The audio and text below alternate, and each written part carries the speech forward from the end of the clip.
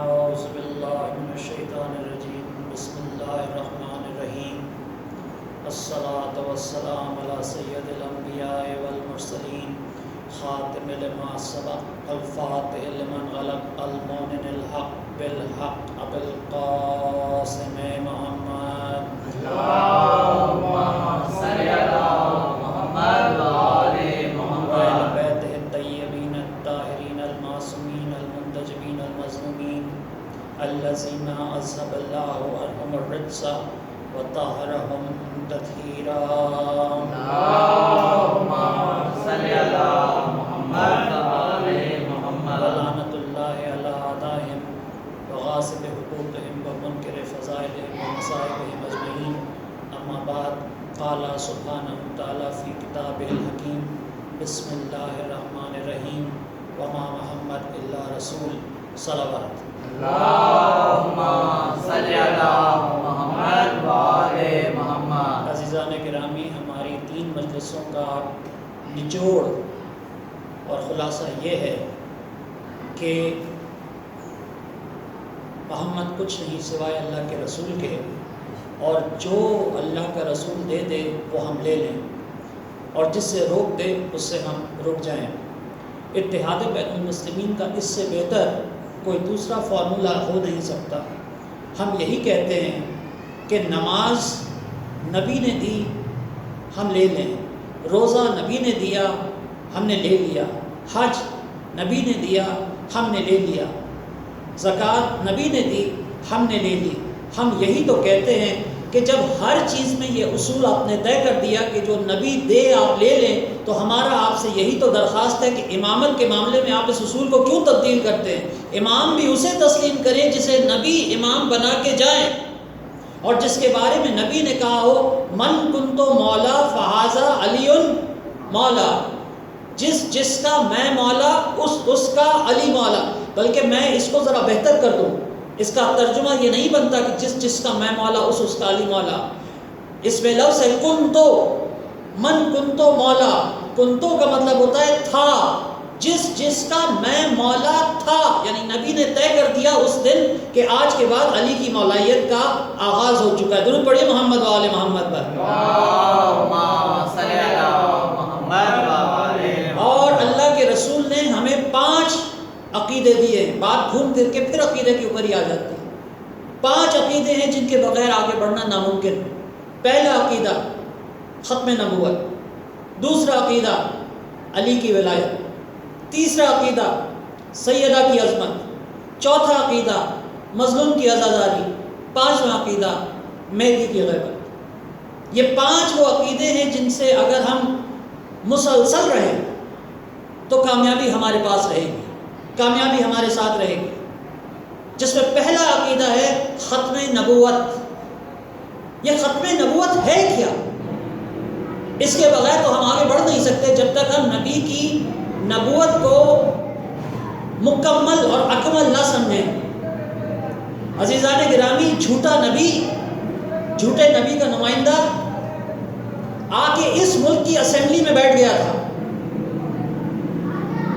ہماری اسمبلی میں آ کے بیٹھ گیا تھا، کتابیں اور قرآن لے کر، اور چیلنج کر کر کے کہتا تھا کہ کون ہے جو مجھے کافر قرار دے گا۔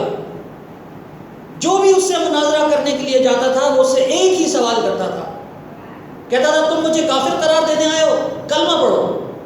وہ کلمہ پڑھتا تھا تو یہ کہتا تھا جب میرا اور تمہارا کلمہ ایک ہے تو اگر میں کافر ہوں تو تم کیا ہو؟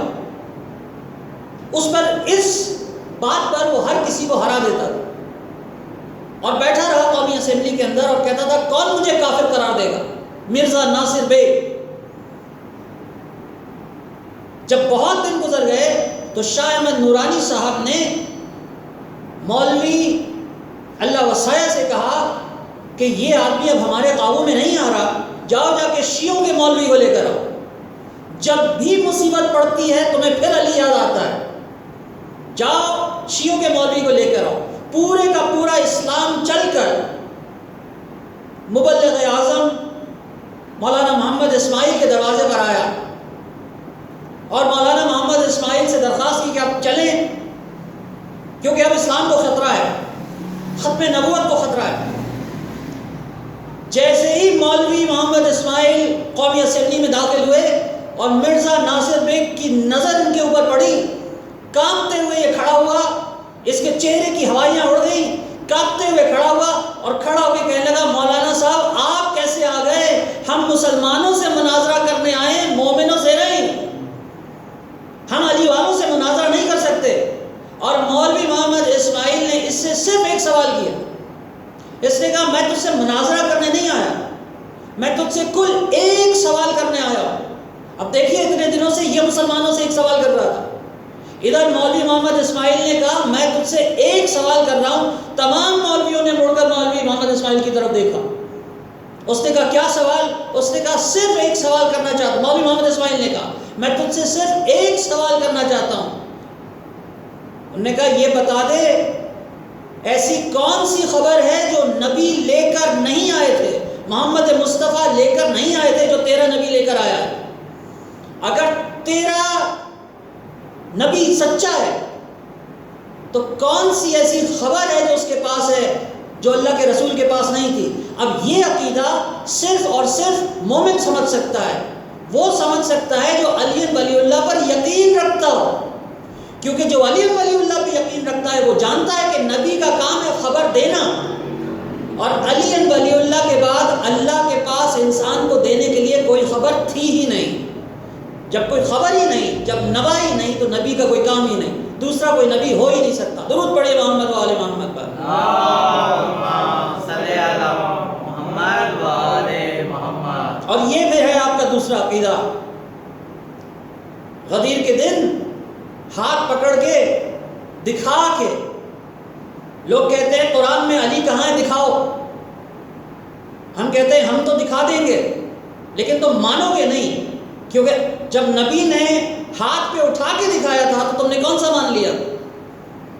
شاعر نے ایک شعر کہا ہے جو آپ کی خدمت میں پیش کرنا چاہ رہا ہوں۔ شاعر کہتا ہے، اور یہ اس شعر کی خاص بات یہ ہے کہ غدیر کے لیے بھی سچ ہے اور ظہور کے لیے بھی سچ ہے، پہلے کی امامت کے لیے بھی سچ ہے، آخری کے ظہور کے لیے بھی سچ ہے۔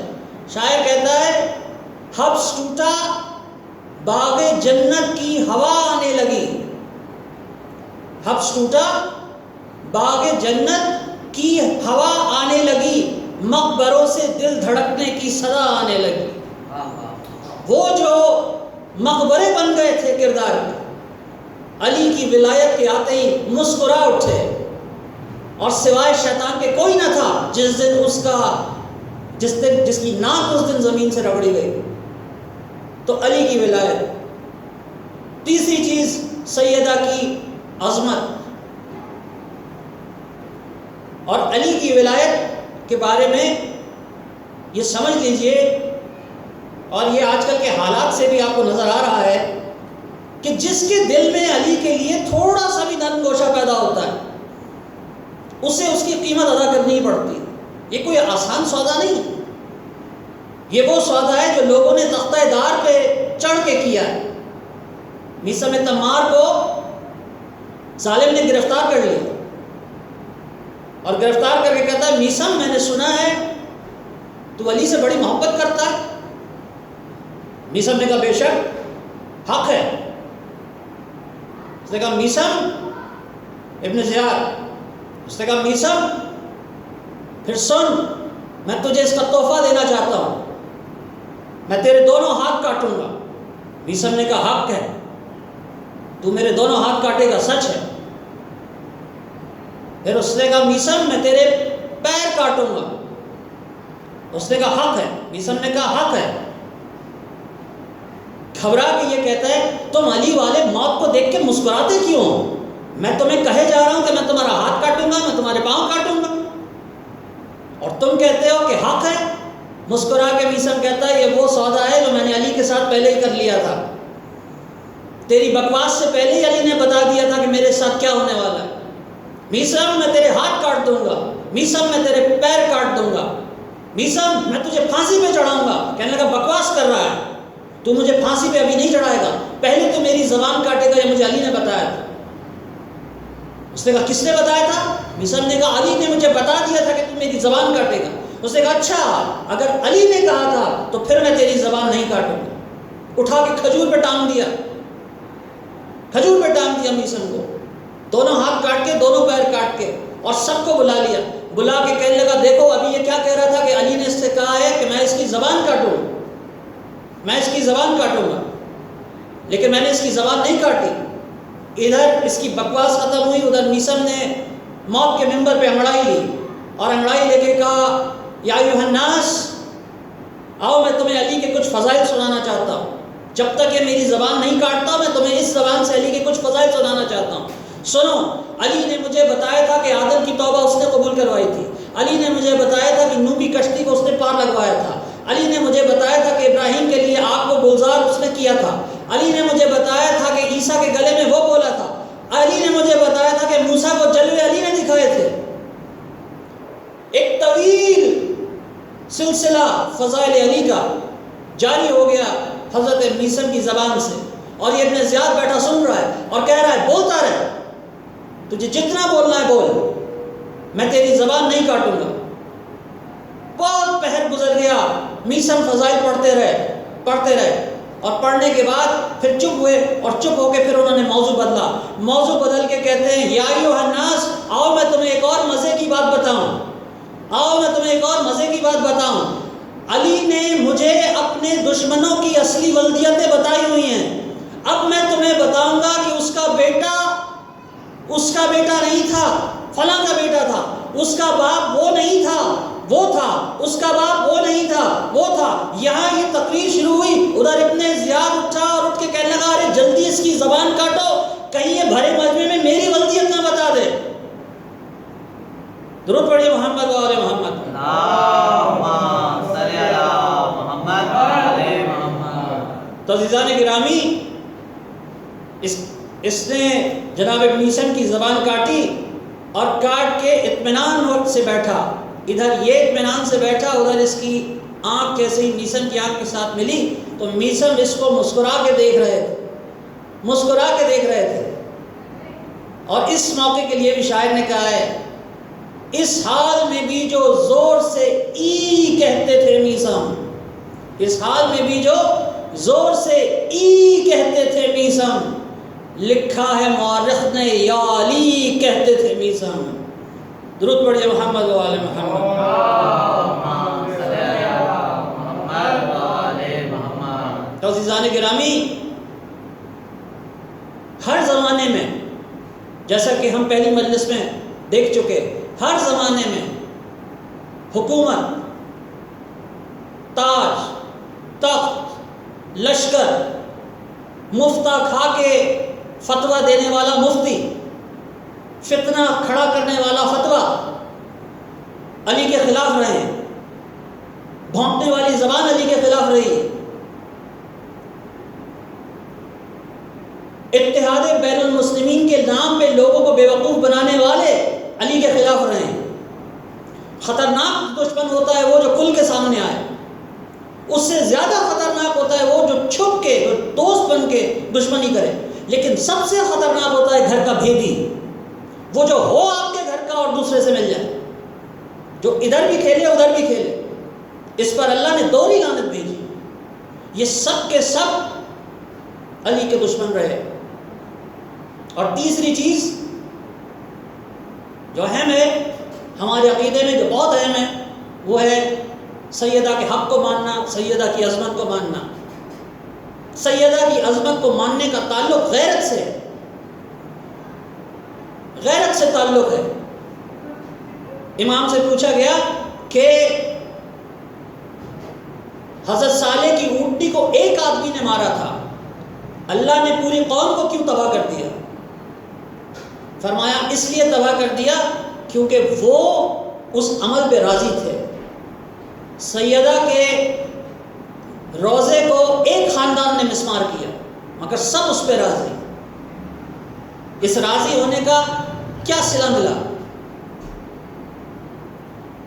اور اسی سیدہ نے پوچھا تھا اپنی کنیز سے، بی بی فضہ سے، کہ فضہ میں سن رہی ہوں، ایسا میں نے سنا ہے کہ لوگ علی کو سلام نہیں کرتے. لوگوں نے علی کو سلام کرنا چھوڑ دیا ہے. یہ کب کی بات ہے؟ رسول کی رحلت کے کچھ دن بعد کی. میں سن رہی ہوں کہ لوگ علی کو سلام نہیں کرتے اور بی بی فضا جواب نہیں دے رہی. تو اصرار کیا بی بی سیدہ نے، فضا کیا تم نے میری بات سنی نہیں؟ میری بات کا جواب دو. میں سن رہی ہوں کہ لوگ علی کو سلام نہیں کرتے، کیا یہ سچ ہے؟ فضا نے رو کر کہا نہیں بی بی، یہ سچ نہیں ہے. سچ یہ ہے کہ لوگ اب علی کے سلام کا جواب بھی دینا گوارا نہیں کرتے.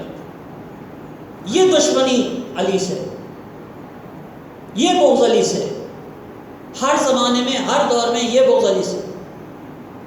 یہاں تک کہ کرائے کے قاتل کو کھڑا کیا گیا اور پھر ایک جھوٹی کہانی گھڑی گئی کہ فلاں پہ میں فلاں جگہ حملہ کروں گا تو تم فلاں جگہ حملہ کر دینا، اور پھر وہ فلاں جگہ حملہ کر دے گا. 3 مختلف ملکوں میں 3 مختلف لوگ ایک ساتھ حملہ کریں گے. یہ کہ آج کا زمانہ ہے کہ واٹس ایپ چل رہا ہے کہ میں نے یہ کر دیا تم وہ کر دو. ایک جھوٹی کہانی بنائی گئی اور عبد الرحمن ابن ملجم کو لالچ دی گئی کہ تو علی کو قتل کر دے تو فلاں عورت سے تیری شادی کروا دی جائے گی. اور اس بدبخت نے اس لالچ میں آ کر زمانے کے امام کو، امام المتقین کو زخمی کیا. زہر سے بجھی ہوئی تلوار امام کے سر پہ ماری گئی اور امام نے 2 باتیں کہی کہ فزت برب الکعبہ، رب کعبہ کی قسم میں کامیاب ہو گیا.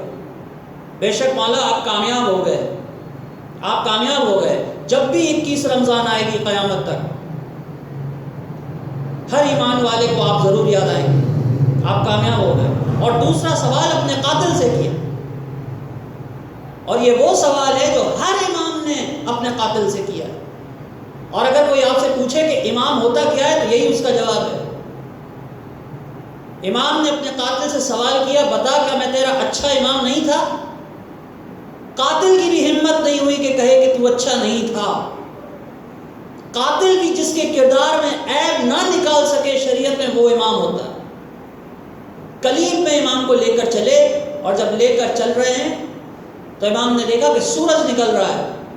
سورج کی طرف انگلی کر کے اشارہ کر کے کہا اے فجر کے سورج، اے صبح کے سورج، تو گواہ رہنا کبھی ایسا نہیں ہوا کہ تو نکل رہا ہو اور علی سو رہا ہو.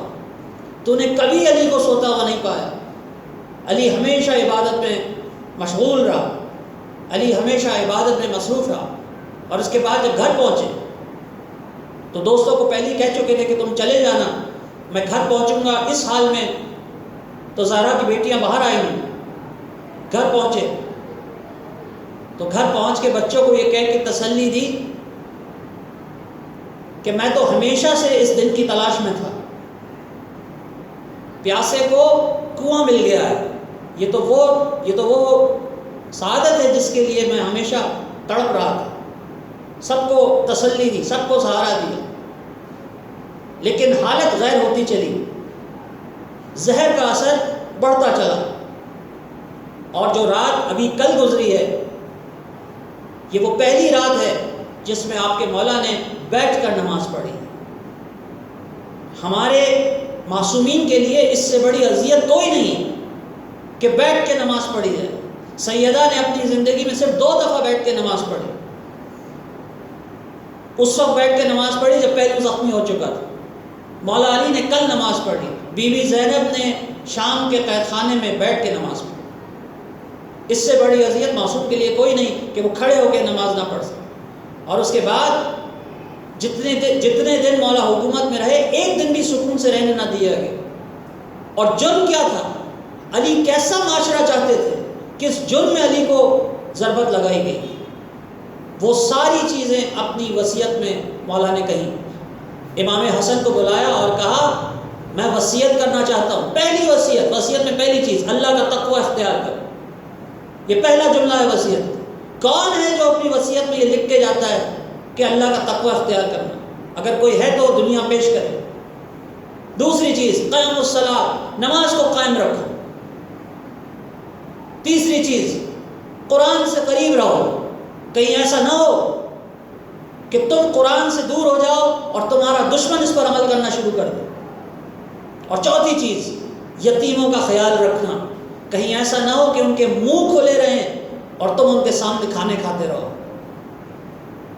یہ وہ معاشرہ تھا جو علی بنانا چاہتے تھے، اور اسی کی سزا علی کو دی گئی۔ میں یہ نہیں کہتا کہ آپ عید نہ منائیں۔ امام جعفر صادق سے ایک شخص ملنے کے لیے گیا عید کے دن، دیکھا امام کالے کپڑوں میں ملبوس، کہا مولا آج کے دن کالے کپڑے، آج تو عید کا دن ہے۔ تو امام نے لوگوں کی طرف، بازار کی طرف ہاتھ کر کے کہا انہوں نے ہمیں کون سی عید منانے دی ہے؟ انہوں نے ہمیں کون سی عید منانے دی ہے؟ اللہ نے 2 عیدیں دی تھی، سیدوں کی دونوں عیدیں کوفہ کھا گیا۔ اگر کسی کے گھر میں کسی ضعیف کی موت بھی ہو جائے، کسی ضعیف العمر انسان کی بھی موت ہو جائے عید سے پہلے، تو آپ عید کے دن اس کے یہاں جائیں تو وہ یہی کہے گا ہم نے عید نہیں منائی، ہم نے عید نہیں منائی کیونکہ ہمارے گھر موت ہو گئی تھی۔ یہ وہ عید ہے کہ مولا کی بیٹیاں خاک پر بیٹھی تھیں عید کے روز، بی بی زینب خاک پر بیٹھی ہیں عید کے روز، اور امام حسن جل کے آتے ہیں، تشریف لاتے ہیں۔ بیوی نے سلام کیا امام کو، امام نے کہا زینب اب میں اس گھر کا والی ہوں، میں تمہارا امام ہوں، آج عید کا دن ہے، بتاؤ مجھ سے کیا چاہتی ہو، عید پہ تمہیں کیا دوں؟ بیوی نے امام حسن کی طرف دیکھا، اور یہ آخری جملہ ہے میری تقریر کا، بیوی نے امام حسن کی طرف دیکھا اور دیکھ کے کہا بھیا جو مانگوں گی وہ آپ مجھے دیں گے؟ اس کا بے شک دوں گا، تم مانگو، کیا مانگنا چاہتی ہو؟ کہا اگر آپ مجھے کچھ دینا چاہتے ہیں تو عباس سے کہیں کہ مولا علی کے کپڑے پہن کر ذرا میرے سامنے آ جائے، میں عید کے دن اپنے باپ کی زیارت کرنا چاہتی ہوں۔ الا لعنت اللہ علی قوم الظالمین۔